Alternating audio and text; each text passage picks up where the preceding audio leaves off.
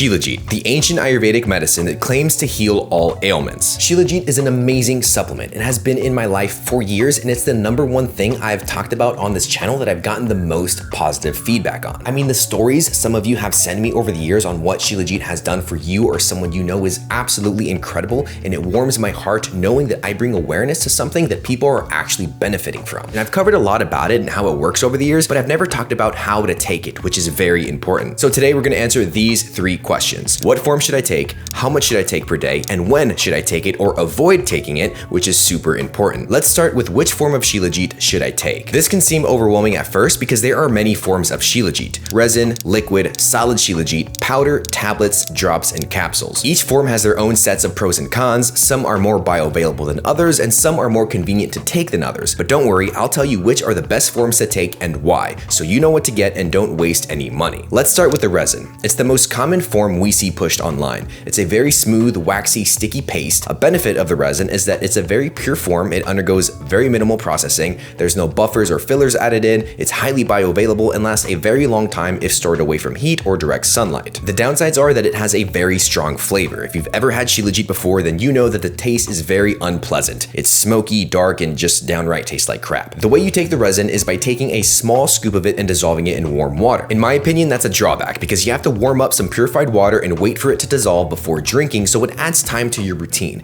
And like I said, it just tastes gross. Next form, liquid Shilajit. Liquid Shilajit is thinner and less processed than the resin, and it's probably the freshest possible Shilajit that you can get, as it's packaged and sold directly after basic extraction and filtration. That means that most of the natural enzymes, minerals, antioxidants, and plant nutrients are still intact compared to other forms. It has the same benefits as the resin, meaning it's highly bioavailable, lasts a long time, but unlike the resin, there's no wait time. You can take it instantly by just swallowing it directly or drop some under the tongue and let it dissolve, which will make it easy to pass the blood-brain barrier. But I don't think most people will actually do that because one of the downsides of this, just like most forms of Shilajit, is that it tastes absolutely horrible. Speaking of downsides, it also requires extra careful storage and should always be refrigerated, which means it's hard to travel with, and it's usually the most expensive form of Shilajit. Moving on, we have solid Shilajit. This is the classic form of Shilajit as used in Ayurvedic medicine. It's slightly more processed than the resin form as it is dried out for longer and may go through an undesirably high temperature to get to the end result. Nevertheless, it's a very stable form of Shilajit with very high concentrations of minerals, assuming it was not boiled during its processing. And I guess it's easy to travel with if you don't mind bringing around a little solid rock with you wherever you go. Downsides, however, are the taste, and there's a wait time to supplement because again, you need to dissolve it in warm water just like the resin. Next, Shilajit powder. I don't personally recommend the powder. I took it for a few years and it's fine, and it's one of the cheapest forms of Shilajit you can get. But once I started taking droplet forms of Shilajit resin, I noticed much better results, and I'll talk about that in a sec. Also, Shilajit powder can be a sketchy product. A majority of the powders available on the market are either poorly made by being overheated in processing or are a counterfeit product. There have been literal rat feces found in powdered Shilajit products, which is just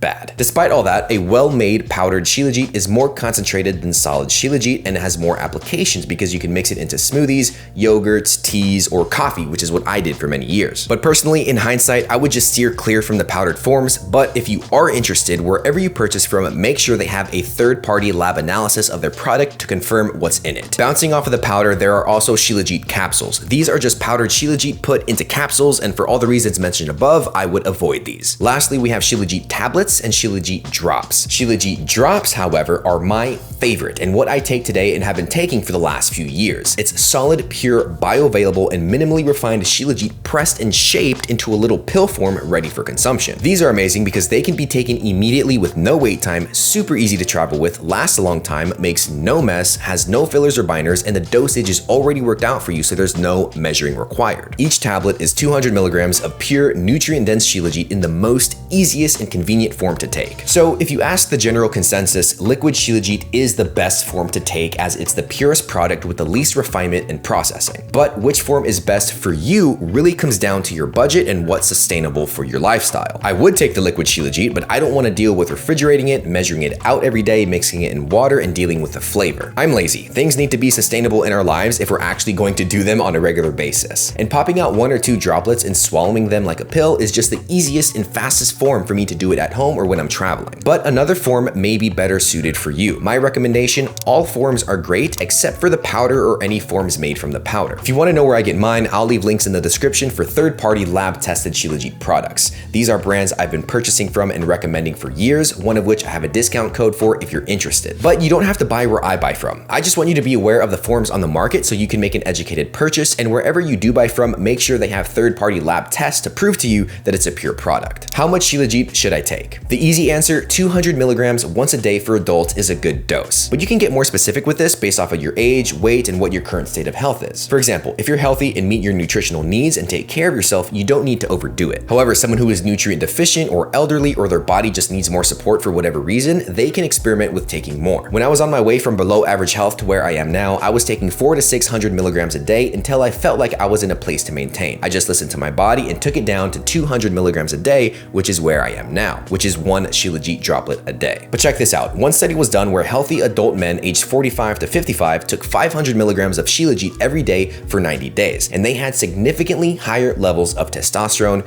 free testosterone, and DHEA levels than the placebo group. So there can be some benefit from taking more, but remember, more is not always better. It's highly individual. Like I said at first, 200 milligrams a day is a great starting point. Do that and see how it feels for a while, and I wouldn't go any higher than 600 milligrams a day because there's probably just no need. I also want to bring up the importance of cycling Shilajit or any supplement. Supplementing in cycles is the proper way of using vitamins, minerals, and herbs. It's always better to cycle between periods of use and disuse versus taking it non-stop. Except for specific health conditions or elderly people, people who are immunocompromised and their body just needs more support like I previously mentioned. I'm talking to the general healthy population here. I personally go 3 or 4 weeks on, then maybe a week or 2 off. I'm not super militant with it, I kind of just go with the flow, and if I forget to take it, no problem. So now that we've cleared how much one should be taking, when should you take it? In reality, you can take it whenever you want, but a good rule of thumb is to take it in the morning or during the day, either by itself or with a low-calorie meal. I take it in the morning most days with purified water because I enjoy the energetic and revitalizing feeling I get when I take Shilajit. It's a great daytime supplement. And when I work out, I take it right before I start to warm up or right after my workout to help my body recover and so I'm not fatigued for the rest of the day. So you can basically take it whenever you want, except in these following scenarios. So let's answer, when should I avoid using Shilajit? This is very important, so pay close attention. Scenario number 1, with prescription medication. While Shilajit may be taken with vitamins or other herbal supplements,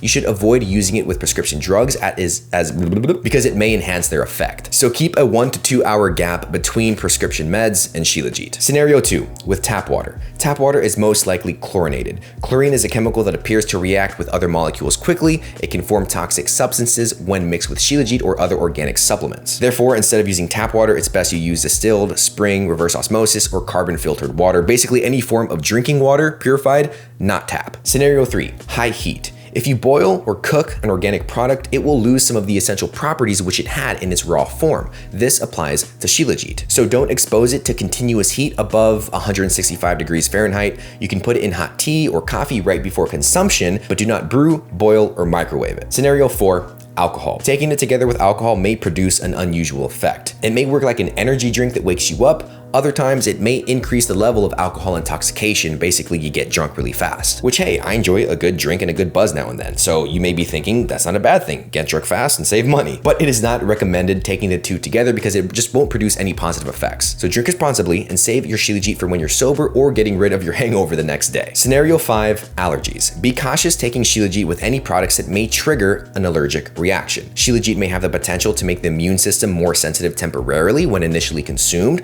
So stop taking Shilajit if any severe allergic reactions occur, and like I already mentioned, take it 1 to 2 hours away from any other drugs or medicines. So pick one of the forms that best fits your lifestyle. I'd recommend the drops or the liquid Shilajit. Start off with 200 milligrams a day and experiment, if you wish, with upwards of 600 milligrams a day, remembering to cycle every few weeks or so. And that's it. Again, I'll leave links below to where I get some of the best and purest lab-tested Shilajit, and if you want more info on what it is and how it works, I'll leave a playlist here for you so you can get all your questions answered. Or just leave them in a comment down below and I'll do my best to answer them. So thank you for watching, subscribe if you like the vibe, and I will see you in my next video.